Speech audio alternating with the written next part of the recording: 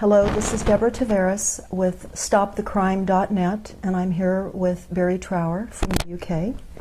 And we're going to be talking about specifically this document today that was found on the White House website. And it's entitled, Realizing the Full Potential of Government-Held Spectrum to Spur Economic Growth. And it says, President's Council of Advisors on Science Technology, dated July the 20th of 2012. Now, we're quite honored to have an opportunity to discuss this document with Barrie today. And a little bit about Barrie he is of course visiting the United States right now from the UK.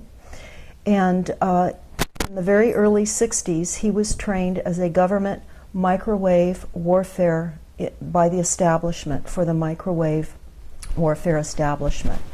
And he looked at aspects of microwave warfare, and when he finished the time that he spent in the military, he had had a lot of expertise in the microwave field, and he was asked to carry on with this research.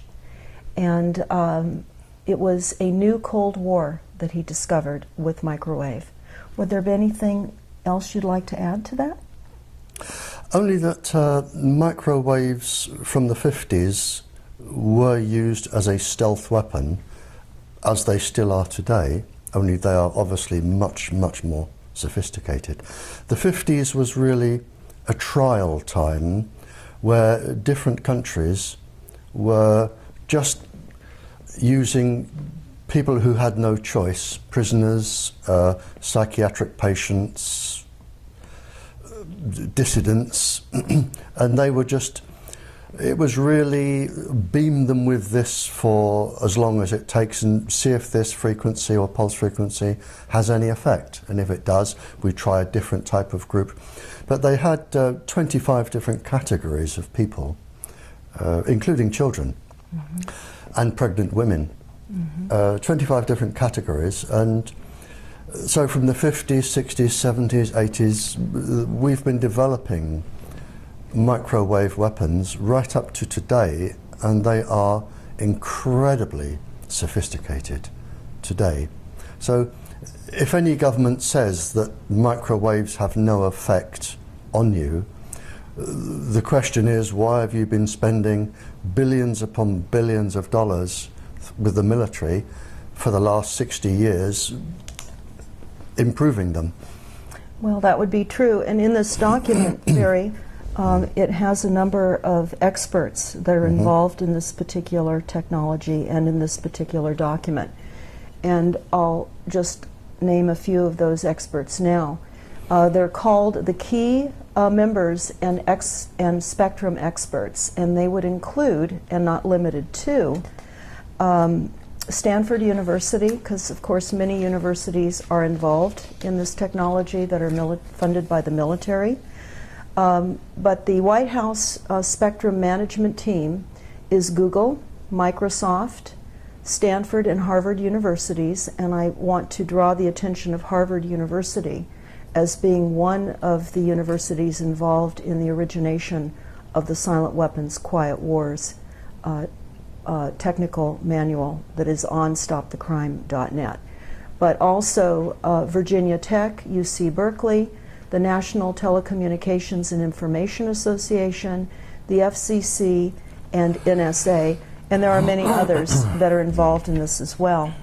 So as we go through this, Barrie, I would like for you to explain some of what you see in this document, if you would, because it's going through 13 pages. So I'll keep it near me. It's 13 pages, and they're talking about what the purpose of the spectrum is for. And if we could flip just slowly, each portion, it represents one page that is on our website. Okay. One of the things you said, the universities, yes, for instance, yes, they may not be guilty. And I can give you an example. the government holds massive amounts of funds for research, and the universities apply for research grants. Now, to give you one example in the United States, the government asked one university if it could devise a method whereby if you beamed microwaves into somebody's ears, the vibrational frequencies in the cochlea, they would actually produce sound in the person's head. So nobody else around you can hear, but just the one person being beamed can hear the sound. Mm-hmm. And the university were told that this would aid the deaf enormously, because people could talk into a device and they would just hear it straight through. It was also picked up by the superstore manufacturers, who said, well, we can also use this for good, because if we have shoplifters, we can beam the pulse frequencies to the shoplifters to say, you're being watched, put this down, mm-hmm. and we will prevent crime. And that was used for good. But it didn't take people very long, especially the military and other superstores, to think, well, hang on, we can use this for our own devices. So the military can now put voices into people's heads to do whatever deed they wish it to achieve. And the superstores have also realized that rather than say, put that down, you're going to steal it, if you're indecisive and you're shopping, they can say, you really do want to buy this.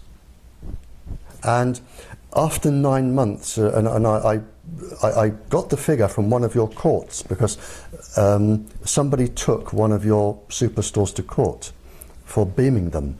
Mm-hmm. And they made a phenomenal profit in just 9 months. Phenomenal profit.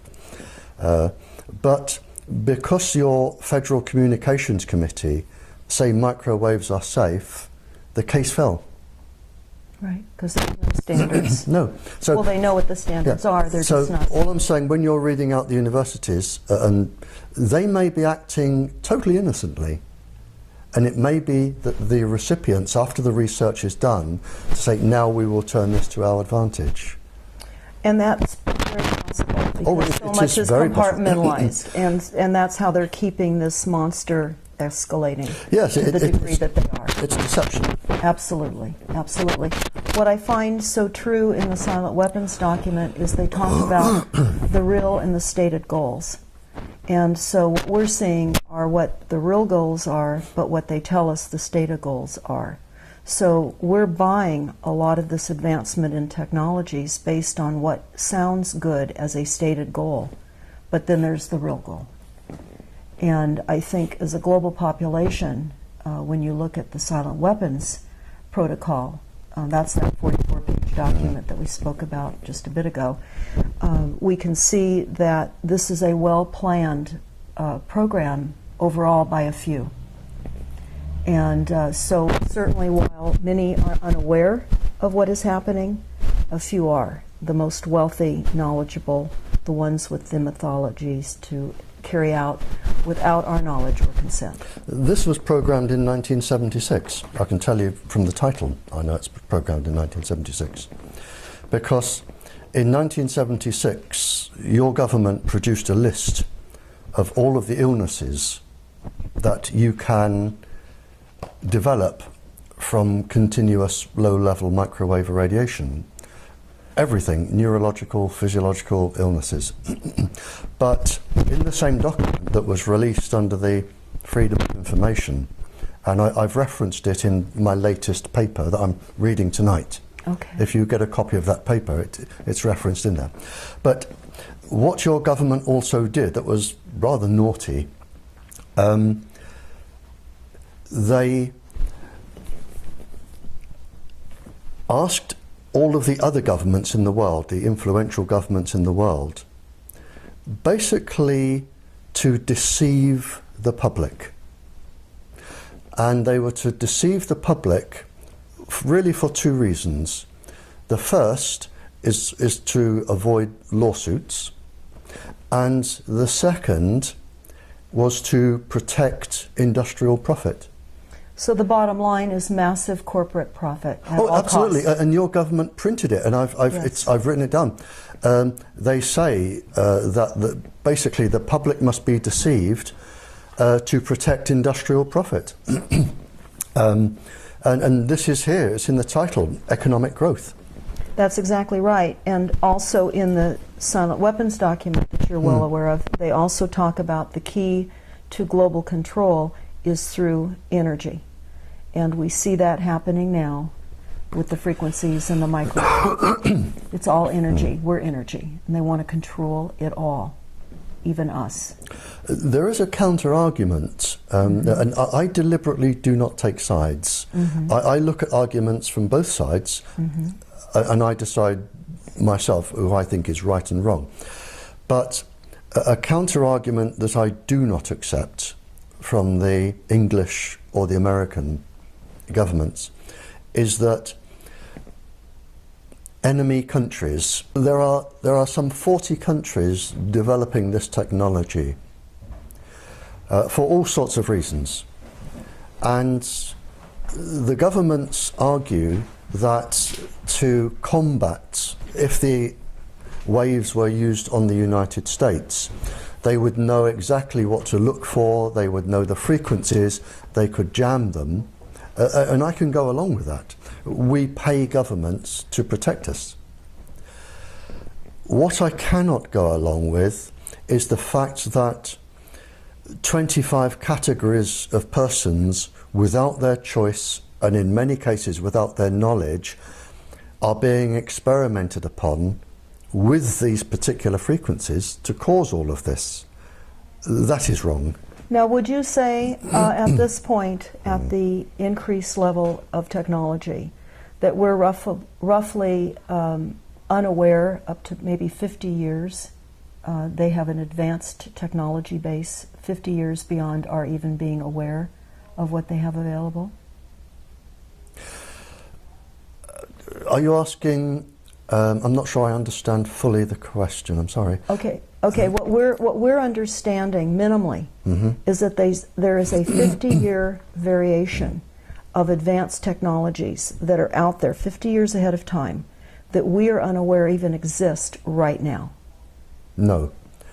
You can't have technology 50 years hence. We do not have. You can have ideas 50 years hence.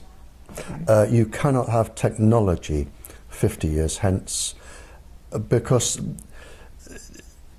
the world can't keep that many secrets. And scientists, there are scientists, and I go to countries all over the world. I go to countries that despise the United States, and I go to countries that love the United States. I go to countries that are at war with countries I've just left. And I really don't take a stand for or against anybody. But the scientific community that I talk with at these conferences, they often say to me, if you go to this country, please warn them about this. Scientists in the whole do not want mass genocide. They do not want total government control because they have families and grandchildren and great-grandchildren. And a lot of the help that I get are from talking virtually all night to international scientists who say, well, we've done this, and they will say, well, we've also done that. And if you put these two together, it agrees with what he says. So scientists talk, and 50 years hence, it wouldn't be kept secret. It wouldn't be kept secret. The ideas can be there, but the knowledge which I have today of where we are at the moment cannot be exceeded because we do not have the people that clever to exceed it. Would you say, as far as the microwave targeting of mass populations now, which is what this is showing, is the intention? Before, where we were talking about more specific targeted people, hundreds of thousands globally. Yeah. And now we're looking at a map here that really does show a mass targeting, particularly of the United States. Oh, absolutely. If you can, and really this is one of the ideas behind the smart meter, where they put them in everybody's homes. What they can do now, they can watch, if they wish, they have the technology too. They can watch every single person in their house. They can watch you go to bed. They can watch what you're doing in bed. They can watch you on the toilet and in the bath. They can hear every single word you're saying. They have a machine which will measure your hormone levels. They have a machine, provided they're within 150 feet, they can measure your brain activity, and they can even tell what frame of mind you're in. Now, if they can do this to an entire population, most people would not like it done to them, but they will be unaffected. And from the government's point of view is, we're really not interested in 98% of the population anyway, but we want the 2% that could be dangerous to the American citizens. But that doesn't apply. They then go on to say, well, hang on, there's a group there that are obstructing us doing this, demonstrators. We'll watch those. And then you get to people of specific religions, and people with long hair, and people who smoke cannabis. The level comes down and down and down to the point where they're actually monitoring about 75% of the population, and they have the computer technology to do this. Well, that is what we're understanding is the intention of this. Yep. And what this is, of course, depicting is psychotronic weapons for mass mind control, and about quantum computers and mind theft. Right. And invasion of the human brain with artificial intelligence. Right. Could you explain that to people, what that means? Well, the first thing, when you when you blanket a whole area, there are different reasons for monitoring populations. And right now in the United States, there could be, to my knowledge, between 40 and 45 countries blanketing people with microwaves, and you don't need, all you need is a few vehicles, blanketing people with microwaves for specific purposes. Now, I grew up in the Cold War era with spies, and forget James Bond and everything to do with silly things like that. The main weapon of a spy, any spy from any country, the main weapon is blackmail. That is the main weapon. Because, for instance, if I'm from a country and I want to get a spy into the United States, they're going to need documentation. To get a passport or a birth certificate or some form of documentation, you need a professional person or two, like a lawyer, to sign an affidavit or something to say, I have known this person since they were 0 years old, they are now 22, I can identify them, everything, they are a person. Now, to get a professional person like a lawyer or something, if you blanket an area with microwaves, you know every conversation they're having, you know where they go, what they're doing. Now, for instance, if you have a person who is a paedophile, a person who has a mistress or two, a person who is a secret alcoholic or gambler, and they would lose their job if it became known, all they have to do is go up to that person and say, this is what we have on you, and you're from another country, obviously. This is what we have on you. We will give you a choice and you make your decision now. And this is what they do. You make your decision now. Either this goes in your local press, in the Sunday newspaper, you will lose your job, your children come out of university with disgrace, your wife will leave you and run away and hide, you will lose your house, everything, and you will never work again.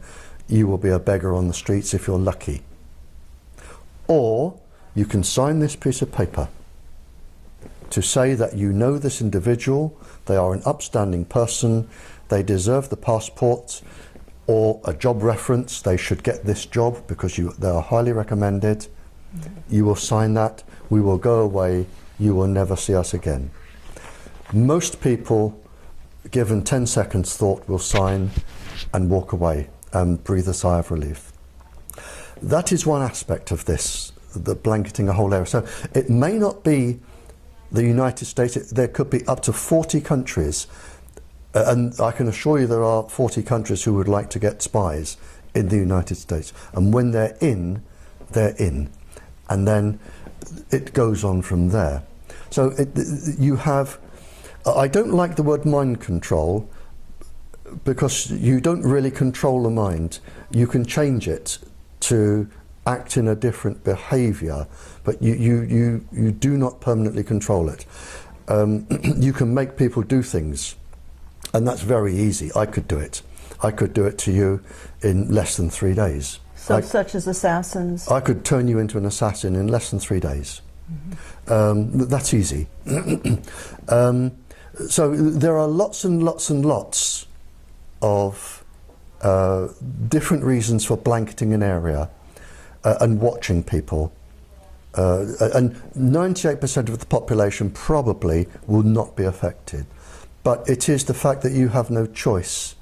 And if you upset somebody in the government, they can abuse their authority and target you.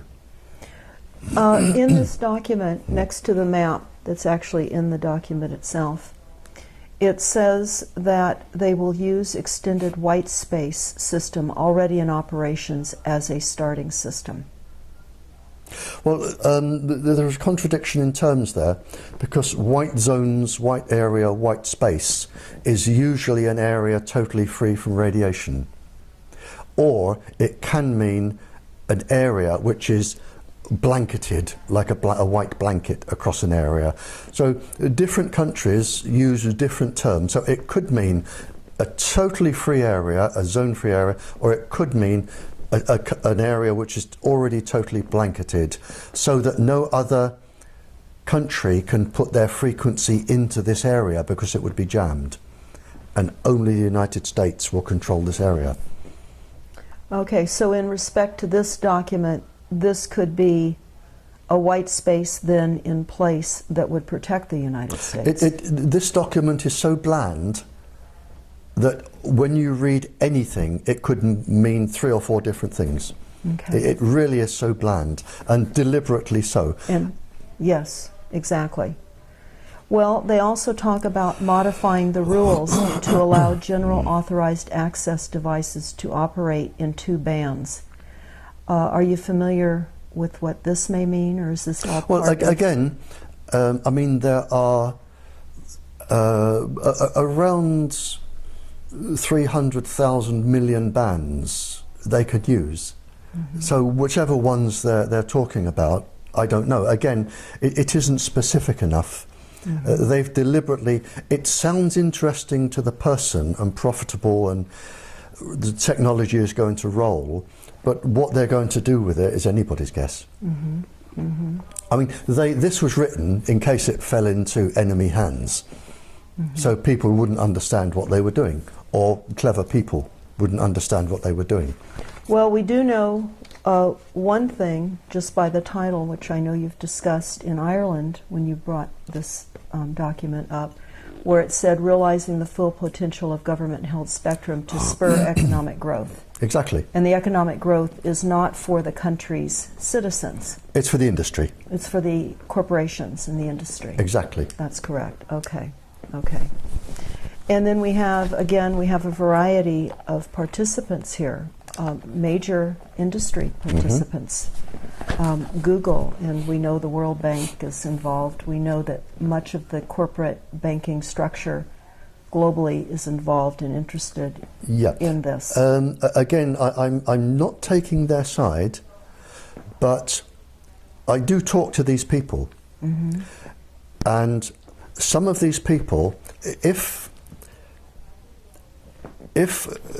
government advisors and chief scientists approach somebody in industry, and the person in industry generally has done a degree in law, civil law or something, or some other economic degree.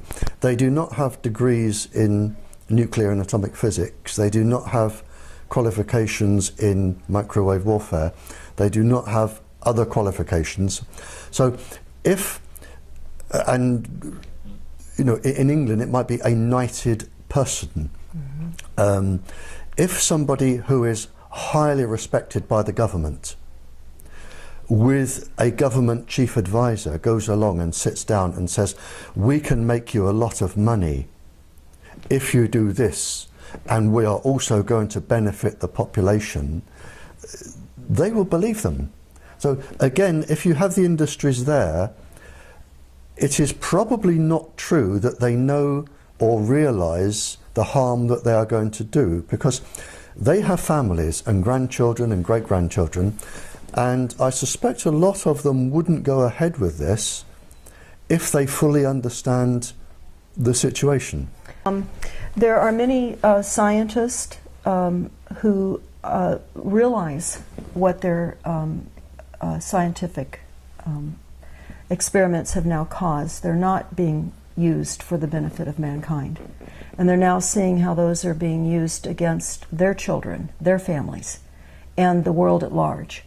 And they're coming out and they're letting this be known. And they're now being targeted with microwaves, and the inventions that they've created are now being used against many of these whistleblowers, would you say?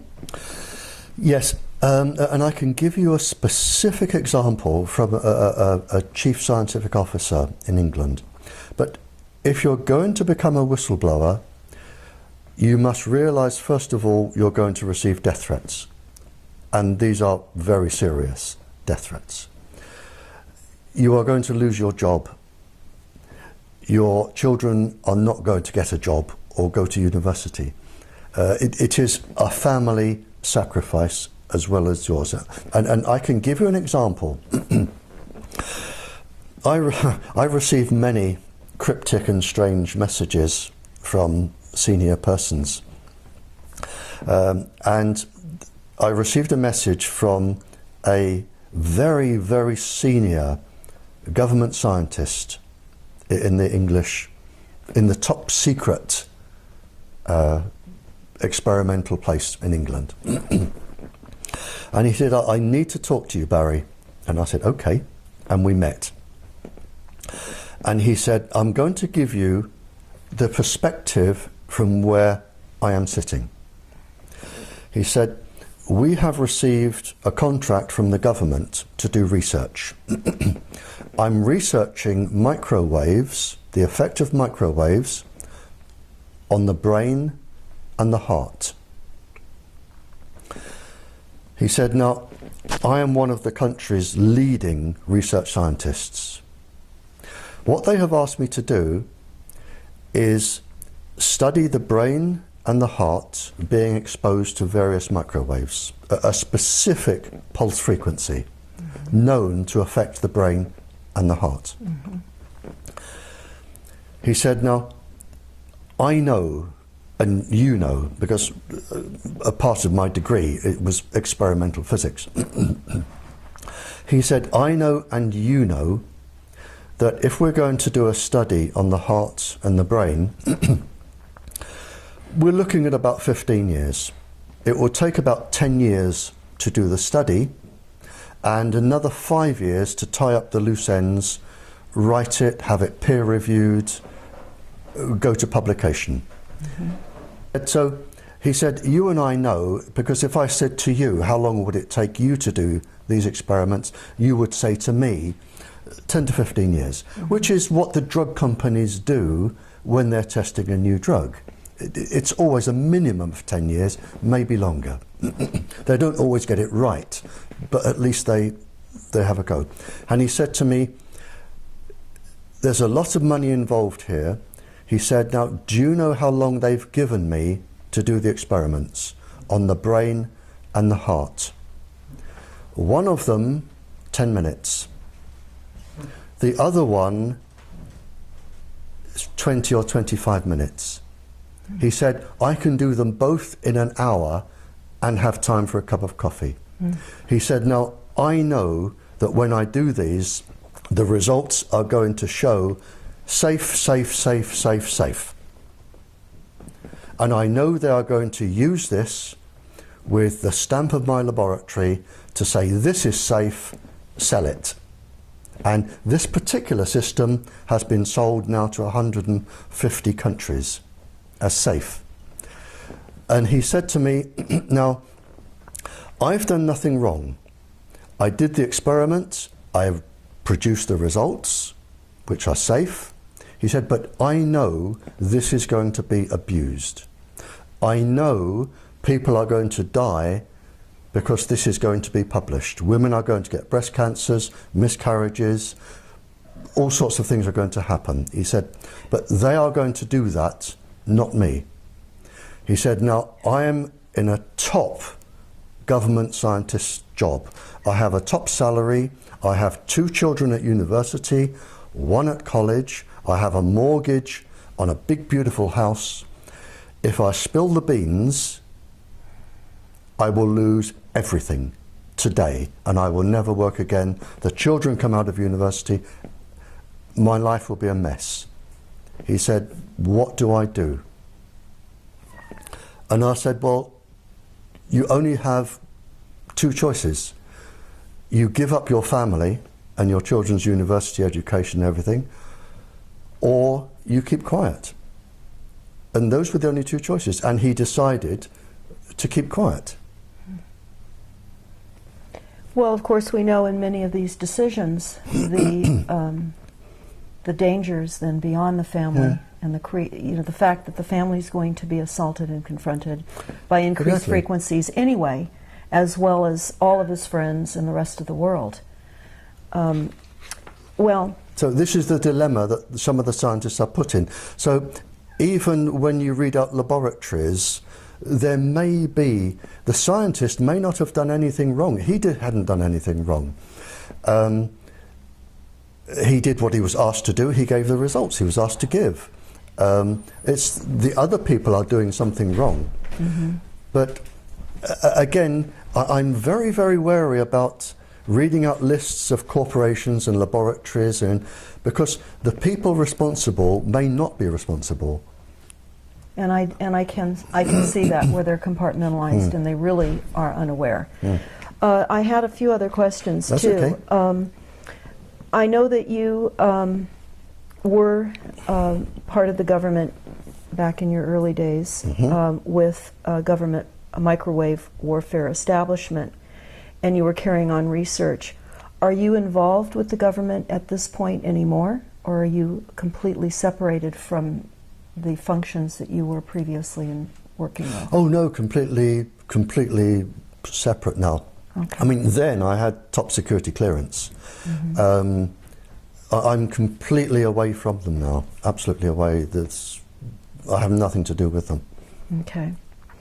What, with all of the people that you speak with, are there countermeasures that you're aware of coming online to help mitigate some of the damaging from the effects of the targeting on some of the people now that are being severely electronically harassed? Yes and no. I'm very, very cautious about devices, medicines, or anything to do with countermeasures. I often receive letters from people saying, would you endorse this? And I always say no. Unless somebody can prove through rigorous, I can't say the word now, rigorous scientific experiment that something works. It may work, I don't know.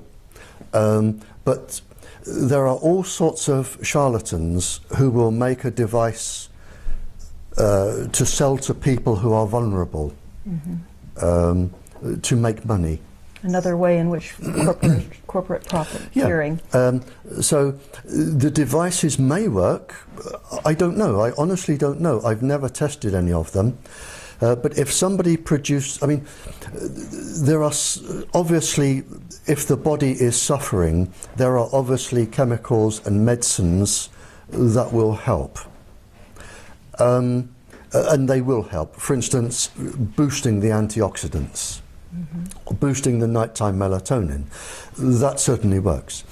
But you have to be very, very careful about buying devices that will protect you. They may, but they may actually be even more dangerous, especially if they're jamming signals, because they're also sending other microwaves into your body. You know, so you have to be incredibly careful. Since this is now a new Cold War that we're finding ourselves in. It's a Cold War, yes, it's a Cold War now between, I would say, certainly 15 to 45 countries. So everyone's targeting everyone? Oh, without a doubt. And I can be even more specific. When I speak to schools, you see, the problem is, microwaves are so easy to produce, and the lists I got from when I was talking to spies and things like this, the lists are available now. So if you can, all you need to do is make a microwave transmitter, which is incredibly easy, and add the pulse frequency, which is even easier. You can make these weapons. So, and what I say to schools is, to the students in schools, I say, please be incredibly careful. Every time you touch a keyboard or an iPad or an iPod, every time you put your finger on any microwave device that transmits, up to 45 countries can be storing that. So if you are a young couple in love and you've got the people in separate houses and they're in their bedrooms, and one is can we do this, I'd love to, how about this, you know, send me a picture of your chest, zonk, there you are, and they carry on. Now, I say to the schools, assume that 45 countries are actually recording this, and they have the capability. And when you are a graduate and you are a professional, they're going to come back and they are going to sit in front of you one day, if they wish, and they are going to say, do you remember writing that? You should have a criminal record. Your job doesn't allow people with criminal records. How about just doing a little favour for us and we'll tear this up? And if you think of what teenagers, and the average American student sends 3,000 texts a month, if you imagine some of these texts, going backwards and forwards, up to 45 countries can be storing this, and you're all clever, and you're all going to university, and you're going to be exactly where they want you. And if they want to, and they want you, they're going to come back, and you're going to regret this. Speaking of universities, here in the United States, as well as internationally, and in the United States specifically, we have a new curriculum that has been introduced called Common Core Curriculum.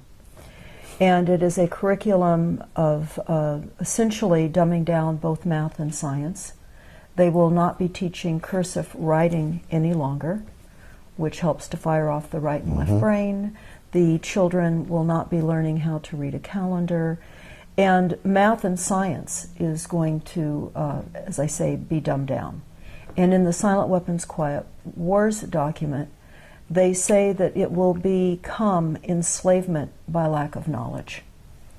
So in conjunction with the microwaves that we're all being faced with, that are certainly causing confusion, inability to sleep, and levels of anger, and all types of emotional, mental, and physical ailments, along with the dumbing down of the global population, whether everyone is targeted or not, they're being targeted through the entire process of the system, even beyond the frequencies. Would you say that's your experience with what you're seeing in other countries as well? Well, funny enough, we touched on this with the Congress lady lunchtime today. And you've touched an area that leaves an incredible bitter taste in my mouth. And the problem as I see it, now, we have virtually the entire United States being microwaved. And there are a small group of people in the United States who are untouchable, namely your Federal Communications Committee. Because if you have a complaint, or lawyers have a complaint, or anybody else has a complaint, it will go to Congress people or senators or government officials, but no matter where these complaints and questions go out to, they all funnel back to one person. Even the judiciary cannot get involved in this.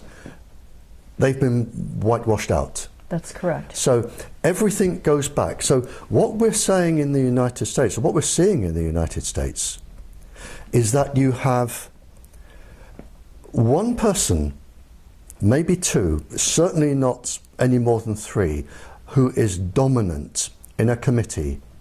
And this person is the only person in the United States who can be asked these questions. The only person. That nobody else is allowed to answer them. Nobody. Judges, nobody can answer these questions. Everything is funneled through to this one person. So you have this one person who is all powerful.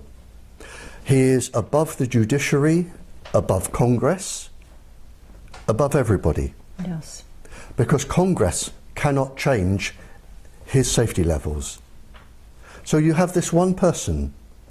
And now, this is where I have trouble with this, because with the current state, and this is well-established research, and it is your research, not mine, it is your government research.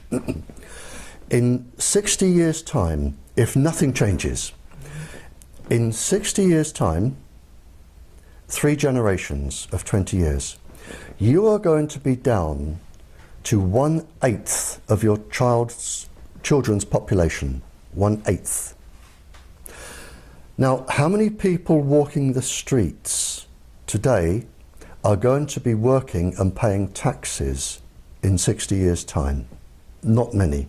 That's correct. So the United States, if nothing is done, is going to become unfunctionable on the world stage. You're not going to be able to run your industries. You're not going to be able to pay your taxes. you're not going to be able to fund your military. So the United States on the world stage is going to disappear. They say in many of the documents, the source documents that we have read, that of course the preeminence of the United States is being dismantled. Within 60 years, the United States won't exist as you know it today. Yes. You will be in the position that England was in at the end of the war, when we just didn't have, our soldiers had been shot. We didn't have the people coming back to run the factories, the buses, the trains. There was very little tax money. We couldn't afford anything. And a worldwide appeal went out for any nation to send as many people as they could to run our buses. And now this is where you're going to be in 60 years. But the one thing that really, really puzzles me is, why is this all-powerful American doing this to his own country? Well, certainly some of the source documents that we have referred to address that. This is for one You have system. one person, maybe no more than two, who are dominant on this committee. Why is this one person? Because he has to know more than me, because of the virtue of his position and his expertise with microwaves. He has to know more than I do, and if I know this, he has to know it. So he has to, in my brain only, he has to be intentionally bringing the United States to its knees. And the question I want to know is what, and I can't get around that. But he's made himself untouchable. Yes. And why should one person decide Congress will not interfere with my levels? The judiciary will not interfere with my levels. I am going to control this. And he must know he is bringing the United States down, and you only have 60 years, and that is it. You'll be finished. Well, certainly many of the source documents that we've reviewed that are on our website. He ignores them. That's the thing. Well, he many of them are written by them, though, too. And we're looking at transhumanism now as a coming agenda, where they're going to be bringing online a replacement for humans. And we see much of that research occurring now in most of the major universities, certainly here in the United States. But this document here, this NASA plan, talks about robot cyborgs and humans. And we're really starting to see the replacement of humans by machinery.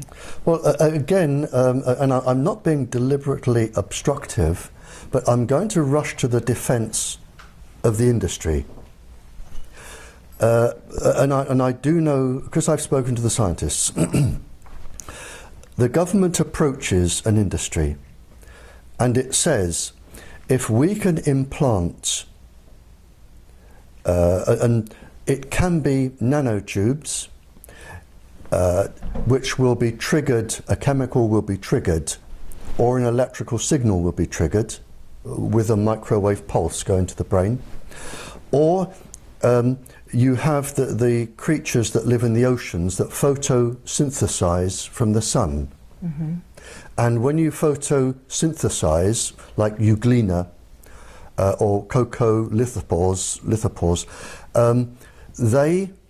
they produce minuscule electric currents. Now, they can be guided to certain areas of the brain by viruses. And the industries working on these, they really, the paralyzed get electrical signals going in the body to move limbs and think. And by beaming them with microwaves, you can actually get paralyzed people moving again, or people, brain damaged people, you can get the electric current back into that part of the brain. So they are doing an immense amount of good. But again, as I said earlier, the harm comes when the military come along and they say, now if we can make these people do this, if we put them into these people and we stimulate this part of the brain, for instance, a balance between the frontal cortex and the amygdala, which will induce severe violence. So you can use things for good, and they're developed for good, but other people can use them for bad. So again, I can say that because the corporations are there doesn't mean that they're bad. It means that they have actually done some incredibly Nobel Prize winning research that somebody has then said, thank you very much, we paid for this, we have the rights to this, now we're going to put our scientists to work. So there is a seesaw effect here, and you have to be, I think, be incredibly careful reading out names of universities and organisations, because they may be doing it for good, and they do absolutely brilliant work. And that's absolutely true, and we know that much of what they have done has been hijacked. Oh, it's all been hijacked. Yes. All of it Yes. has been hijacked. And that's why we're here today, Yeah. because we're sitting here in a very precarious, Yep. hijacked reality. And now, where does this hijacking, you see, if it's been hijacked, somebody authorised it. That's right. And if somebody authorised it, they would have had permission. Now, where is this leading back to? That is where we should be going. The source of this. The source. Yes. And it's even kept from presidents. I mean, the people involved here, and it's the same with the English government, you have just a small band, no more than a handful of people who are all powerful, and they know what is really going on. And presidents and prime ministers and ministers and senates, and they come and go every few years. Mm-hmm. They are absolutely immaterial to this. They're told what they need to be told. That is it. It's just like a script for a Hollywood movie. Yep. And the people at the top, they lie for a living. And I've met them. They lie for a living. And the truth is so obscure to them, they wouldn't know the truth if they tried to tell it. Lying is just norm. Mm-hmm. And so you have this small band of people, and they are controlling virtually everybody else. So if they say to the president, I am the country's top scientist, this is safe, the president believes them, because he's only going to be there another 2 years, and then a new one comes in, and they say to the new one, this is what you will say, this is what you will do. Well, this, of course, is why we have Bohemian Grove and the Bilderbergs. They set global policies. They meet and they organize and orchestrate the corporations. And we've heard much about the Bilderbergs there in Europe, and their offices, of course, are in Switzerland. And they meet annually, just as the Bohemian Grove does here in Northern California. Meet once a year and at times in between to create policies. I mean, personally, I've never met them, and I've never attended a meeting. Mm-hmm. So I honestly, I can't comment on that. I also have a question.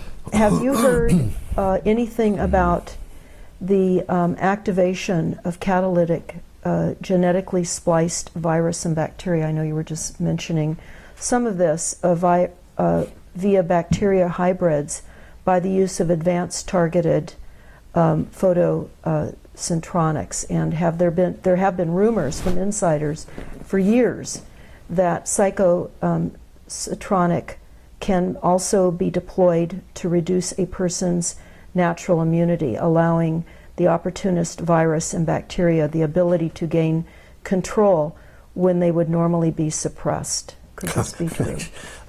I mean, you've covered about 50 years of complicated research there. I mean, just any three of those words could spark about an hour's conversation. Is it being done? Yes. Can I go into that? No. I can answer it. It is far too. We would need to sit here for a week and not even scratch the surface. Okay. Yes, it can be done. Are they doing it? I don't know, because they haven't told me. Is it possible? Yes. But I don't know that they're doing it, because if they are doing it, it is in secret, and I don't have access to their secrets. I've never been told by anyone that they're doing it. Theoretically, it can be done. Whether it is being done practically, I don't know. There are people concerned too about the electronic warfare and how we can use it against terrorists, but it seems as though since we have 45 countries all engaged in inflicting electromagnetics on other countries, it seems like we're all battling one another. So do you see an opportunity to control this? It's uncontrollable. I mean, what we have now started is a runaway train. It is absolutely uncontrollable, because if the United States stops research, there are 45 other countries, some of whom probably do not like the United States, that will say, that's good, we will now be the world leaders. It is uncontrollable. People now have to progress. Where it's all going to end up, I don't know, but it is absolutely uncontrollable now. There are too many different laboratories over the world studying too many different things. There are too many different organizations looking into microwave weapons. It is absolutely uncontrollable. And as you said, we've now gone into a new Cold War. And I don't know where it is going to end. Well, this certainly is a silent weapon system for a quiet war. Oh, it's been that for 60 years. Yes. There's no problem with that. Somebody asked and was wondering, of course, about Wi-Fi in restaurants, etc., and in the coffee shops that are globally situated now with Wi-Fi opportunities. What would you say to the general population about Wi-Fi, and what other kinds of repressive stances can they make against this attack of artificial frequencies? Well, Wi-Fi uses a known weapons frequency. That's known, and it is going to cause harm. There is no doubt there. And again, the owners of cafes and bars that have Wi-Fi, they would have been told something that wasn't true. So the only thing you can do is advise them to fit a fibre optic cable, a high-speed fibre optic cable, if they can be told the truth. So again, it is not their fault. And people come in with their computers and their smart thingies, and they sit at the tables and they press away. So the cafe owners, they're just giving people what they want. They're making money from it because it's good for business. They're employing people, which is good. But if they were to just run a few cables, they would make just as much money, and they wouldn't be doing harm. But you can't tell them they're doing harm because of the control over the press and the television companies and the radio companies, because if you even begin to mention it, the industry will come down like a ton of bricks and say, we are pulling out our advertising. Now, how do you like that? So what we're really saying is, for the protection of people, they have to either be hardwired and or stay away from locations that have Wi-Fi. They need to stay as far removed from the cell phone towers, the antennas, the smart meters, the electrosmog that our cities are experiencing. Yeah, is that the only thing? Well, the system can be made a lot more safe. But of course they don't know it needs to be made a lot more safe. So maybe our talk from the Congress lady this morning if we develop somewhere there and we can get something broadcast nationally. But at the moment, the system can be made a lot safer all over the country, to the point where the minimum of persons will be harmed. And that, how long would that take in order to implement? Oh, if you started now, you could, and provided you had, I mean, once this bubble bursts, there is going to be an enormous business for somebody, enormous profits in fibre optics and things to do with even cell phones. I've read from Dr. Andrew Goldsworthy, who is an incredibly clever scientist from Imperial College, London. Imperial College is the sort of Oxford and Cambridge of London, and you don't get to teach there if you're stupid. Now, he has described how microwaves can be made safe. I don't understand at the moment the full technology behind it, but he has described how they can be made safe, and they will work. Fibre optic cables everywhere you can. The technology is there to make everyone can still have their toys, and they can still use them, and they will probably work better, and it will be a lot more safe. The problem is it needs to get to everybody, but the technology is there today, and in terms of how long it would take, depending on manufacturing outputs, depending how quickly you could convert a few factories, but whoever comes up with this first, there is going to be billions upon billions to be made with this. Well, the concern, of course, would be is that we have a corporate structure that is engaged in massive profits over people that are becoming quite ill. Yes, but the profits will only last until people like me touch the right person who touches the right person who says, why does that man have so much power? Why doesn't he answer to Congress? Why doesn't he answer to the judiciary? Why doesn't he answer to the president?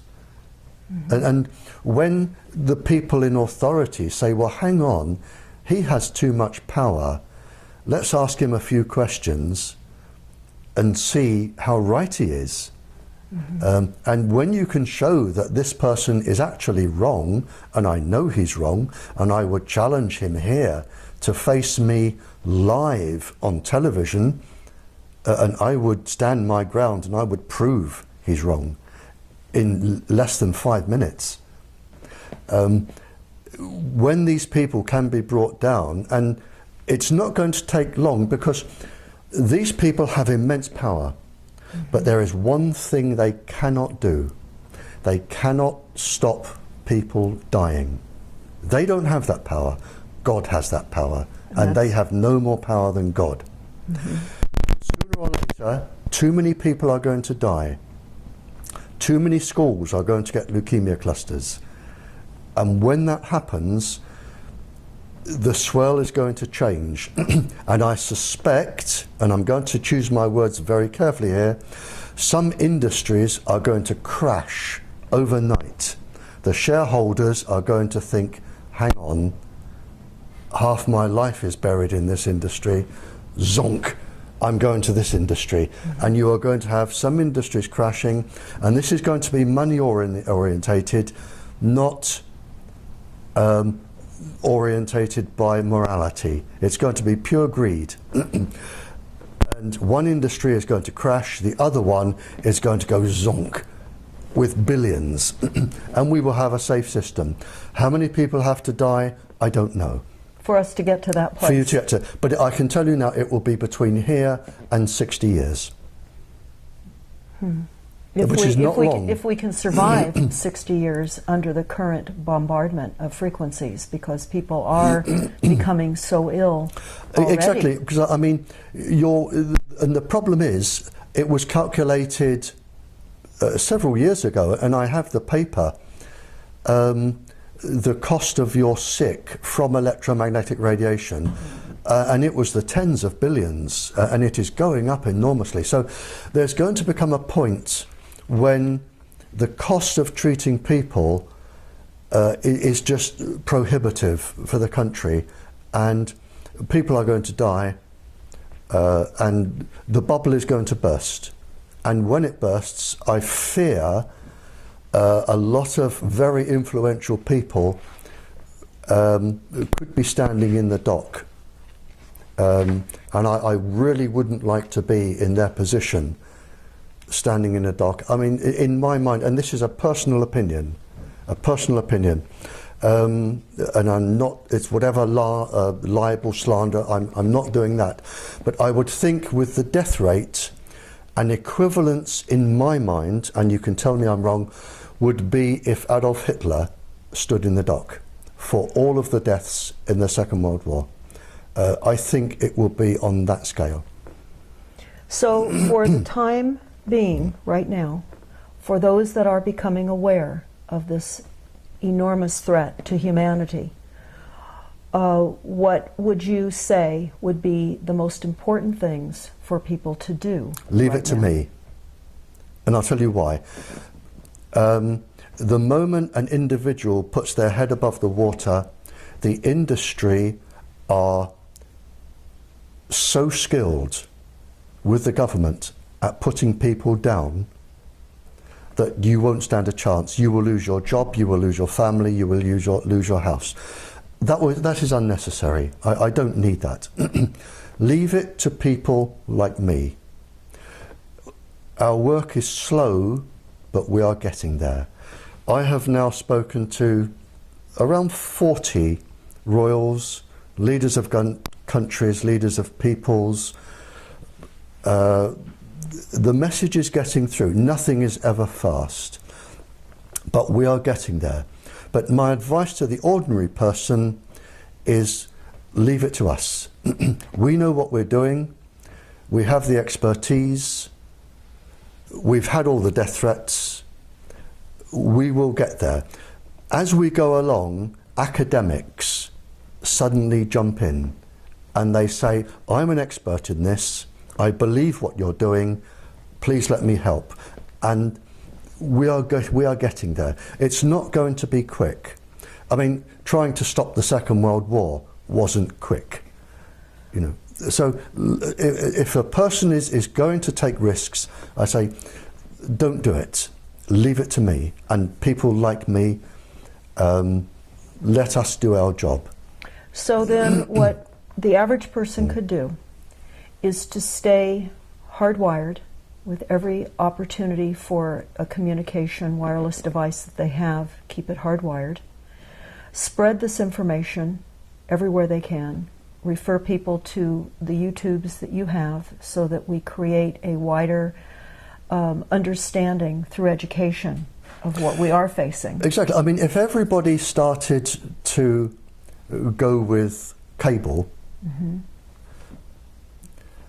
the Wi-Fi industry would collapse anyway.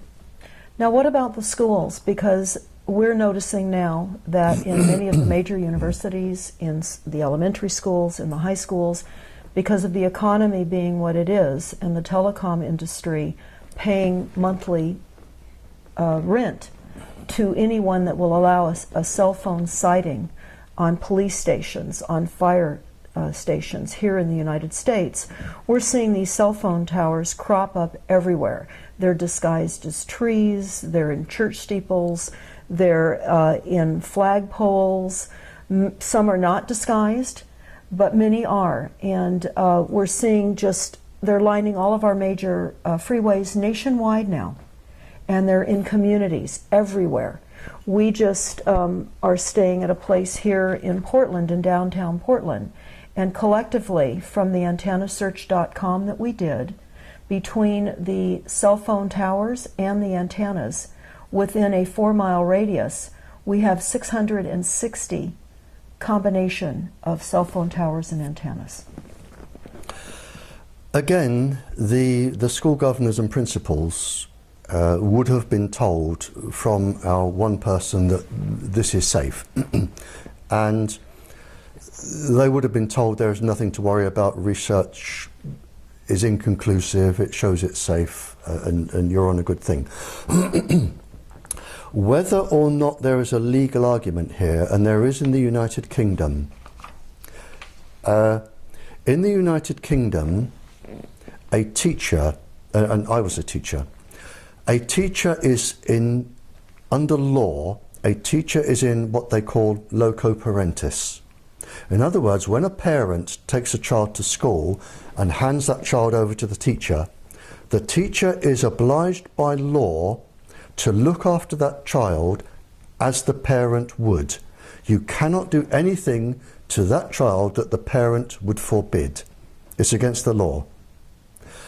That's the easy bit. So and they are trying this in the UK now.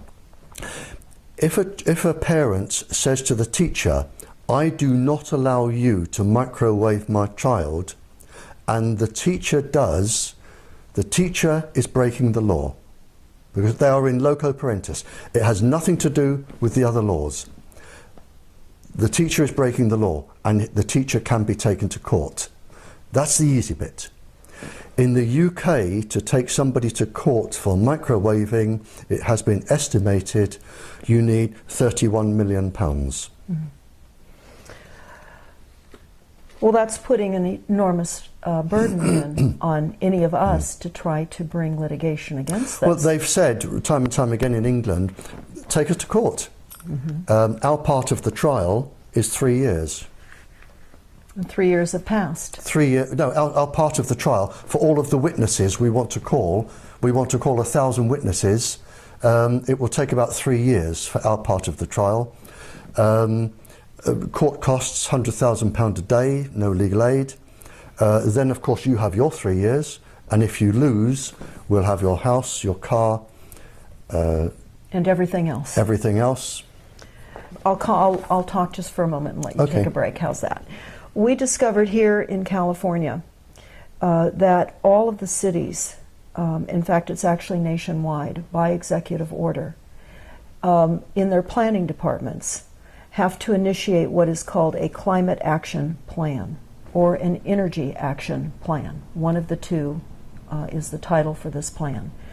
In California, where we have looked at a number of these climate action plans, it's requiring, even though California has an opt-out now for smart meters with the utility companies, by paying a penalty. We have to pay $75 if you want to opt out initially, and then $10 additional per month. Many people feel, of course, that's an extortion fee. But what we have found out now is that with these climate action plans, it is required that cities have smart meters, and that all of the appliances that are not Energy Star rated, that are considered inefficient appliances, must be retrofitted now to the Energy Star appliances, which is a backdoor hookup of the initial intention to begin with. So many people now are discovering that the opt-out was an appeasement plan, a momentary sense of victory to reduce the fight against the smart meters. And while still they're being deployed, which is what industry calls this, a deployment, which is a military word, instead of installation. And this is now occurring nationwide here through the back door in all of our cities. It will do, because smart meters can be used for, they're Wi-Fi enabled. They can be used with Wi-Fi, with all other things. And again, we're back to the man at the top. And it's not until enough people have died that these will be stopped and turned off or made safe. But sadly, people are going to die. They are going to make an enormous amount of money on the back of this, but it's not until people such as myself can raise the issue with the people who need to be told, and enough people have died, that we can make this bubble burst. But it's not going to be quick. It's like the start of the Second World War. People are going to suffer, they're going to die, and there is nothing we can do to stop that, nothing. The people are too powerful. It's like the stormtroopers, the SS. Mm-hmm. They are too powerful, they have too much power, they answer to nobody, and the only question is, will the bubble burst before the United States can recover? That is the only question. Mm-hmm. And it depends on who I can talk to and when. In the United States? In the United States. I need to talk to Congress. If I can talk to Congress, we may have a chance. Is there any one or two people in Congress that you've identified? I won't give you their names, but to date there are two people who may be trying to get me to talk to Congress. Okay. And so then in the meantime, for the safety of all of us, we reduce our frequencies, we hardwire, and we do everything we can to get the word out on our level so that more and more people become aware, so that then in our local cities, in our city councils, in our county board of supervisors, we're getting this information to them, who may also possibly be carriers to higher levels of government with the information that we provide them. So all of this is going to help your efforts and other scientists who are very much aware of this cataclysmic situation we're all finding ourselves in. Well, it is, and there is no easy way out of this. Too few people have too much power. And as I've already said, we have people who do not answer to the judiciary and the president and Congress, and they are causing this. And until somebody actually takes their power away and questions them, this is going to go on, and it's only a matter of how many people have to die until it can be stopped. Well, Barrie, I want to thank you. No, it's my pleasure. For speaking with us today, and sincerely express our appreciation for what you're doing. But there is some good news. There, and I won't name them on camera in case the industry suddenly turns against them, but to my knowledge now, and I've had no input into some of them, and I've had some input into a few of them. So I'm not saying this is my work. There are lots of other people doing what I do. But there are now 10 countries who have realized this is happening, and they are making changes to protect their children and their populations. So the world is turning. 10 countries isn't a lot, but it's a start. And if we go back a few years, we didn't have any. Now we've got 10. Now, with the level of remote targeting and now the use of satellites as well, how are those 10 countries, even though they're becoming aware of this type of new weaponry, how will they protect themselves? I mean, what kind of shielding is available to them in the interim? Well, their scientists will be working on this now, and shielding is actually quite easy. So that isn't really a problem. I've spoken to some of the scientists, and you could virtually make the shielding from half a dozen old bed springs. That's not complicated. So that would be more of an individual per house to house shielding? Yeah. But the 10 countries are now actively going against the industry. they're still using all the equipment, but they're making it a lot safer, and they're protecting their children. Are there instructions somewhere for people to put together these box springs to create shielding if they find that they're being targeted? No, and if there were, you would need quite a lot of expertise, and you wouldn't be allowed to do it because it means transmitting certain waves, and you wouldn't be allowed to do that. So it would be basically sending waves out against the incoming? Yeah. Okay. That was actually one of the questions that I had. Mm-hmm. So as far as the general population having that information, that's not... As hard as it sounds, for the general population, and I hate to be bitterly truthful here, but I haven't come all this way to lie. The only thing you can do is protect yourself, protect your family, and wait out the war, and that's it.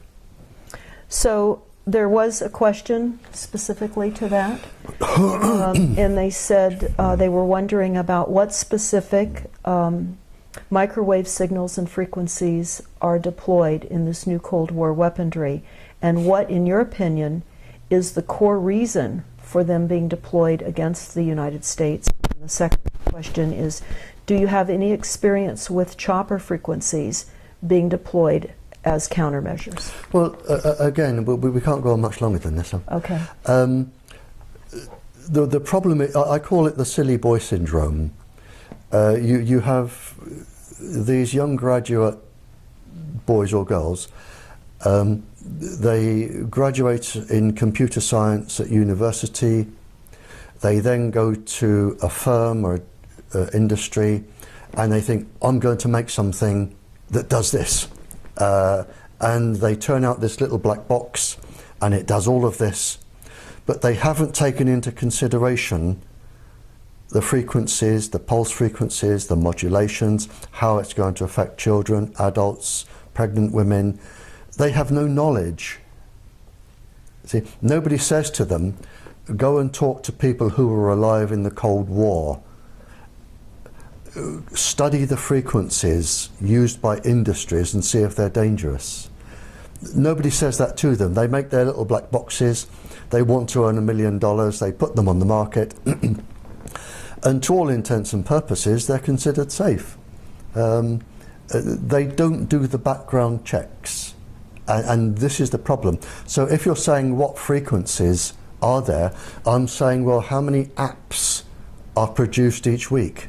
Mm-hmm. How many little black boxes that you plug into are produced each week? How many different websites are there with, you know, it's you know, it grows, it evolves all the time, so you would never keep up with it anyway.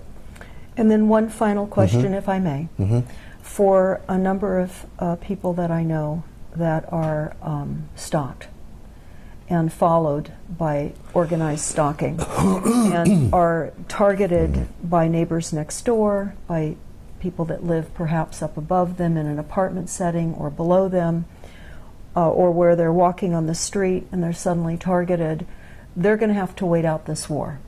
If you're being stalked, they're studying you for your fear, electronically. If you're being stalked, and it's usually half a dozen big ugly men doing it, mm-hmm.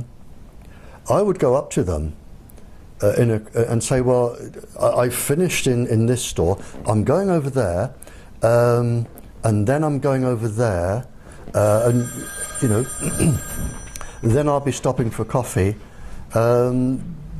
Follow me, come on, and lead them around. They won't be violent to you in a public place. It's no good going to the police. It's no good complaining to your representative because they'll say you're mad, which is what they want you to do anyway. I would go up to them and I'd say, well, I'm just here. I'm going to buy the most gorgeous pair of shoes. I'll be about 2 hours, but I would value your opinion. And come out with a shoe. What do you think about these and these? Turn it into a game. Mm-hmm. It's what you can do. Turn it into a game. Let them know you're not scared. So then what we're understanding with the documents, the Silent Weapons, Quiet Wars document, the NASA document, is just what Barrie Trower has just said, that they're winning by creating massive fear and terror, massive disinformation and media propaganda, and creating a division between all of us so that we don't band together. So I guess it would be fair to close this discussion right now with the understanding that we are in a war. There are going to be immeasurable amounts of casualties. We're going to have to overcome our fear because we know that part of the corporate structure benefits on mass chaos. They make mass amounts of money on creating mass chaos, fear, and misinformation. So in order to create our safer realities, besides getting all of our wireless technologies hardwired, or to stay away from them, and certainly not partake in establishments that have Wi-Fi, and perhaps going in and letting them know why you cannot go into their establishment, and passing out flyers and just covering information, because we now are the media. And until I think it becomes trendy enough for other portions of the population to weigh in on this significant, irreparable, massive death campaign that is being waged on us through fear, again, media propaganda, we will be able to help you do your work as we're able to get this information out and live outside of fear. And understand that this is a massive media propaganda campaign, and they're keeping us divided, and it's all through lack of knowledge. There is just one last, quite an interesting conversation I had with one of the people doing this. Mm-hmm. And he was an incredibly highly paid lawyer. And going back then, it was something like $2,000 an hour. And he was involved in finding loopholes to support industry. And I was involved in a legal case, and I tend to lose. I was involved in a legal case, and during the lunchtime session, I went over the road and I sat in a pub for a sandwich. And he came and sat down next to me. And I'm saying this because it may be a question that somebody listening to this can ask somebody who is immensely powerful. And this man was immensely powerful. And he sat down next to me and he said, "You know you're going to lose this, Barrie, don't you?" And he said, "I've got this, and I've got this, and I've got this, and I've got this. You don't stand a chance." And he was right. I didn't stand a chance. The people wanted representing, I was representing them, but legally he had got every single loophole tied up. And legally he was going to win, and he did win. And he sat there and he went on about sort of how insignificant I was, and the protesters and everything else, and how powerful he was, and why didn't we give up because we didn't stand a chance ever. And I said, "Would you answer me just one question?" I said, "What are you going to say when you stand before God?" And that was it. Well, this is a powerful way to wrap up our talk. I just want to thank you so much for saying what you've said today, and we'll be sure to get this out far and wide and support your work with getting your YouTubes out and doing all that we can. You see, I actually worry for these people, because when they go into the afterlife and then they have to live the sorrow that they have caused to every single person in every single family, and they are going to feel it. Yes. And there is no time limit. They have no idea what they are going to face. That's right. And I think if they did, they may think twice. But I stopped this man in his tracks. He had no answer. Where nobody in the afterlife is impressed by a Rolls Royce, a yacht, a big house, fancy clothes, when you stand there naked and there is no lying, you can't lie. And they have no answer. And that is what I would ask them. And if I saw the head of your Federal Communications Committee, that is one of the two questions I would ask him. What are you going to say to God? Well, thank you. I think this really ends it on a powerful note, Barrie. On one of the most powerful notes. Thank you. Thank you so much. Thank you.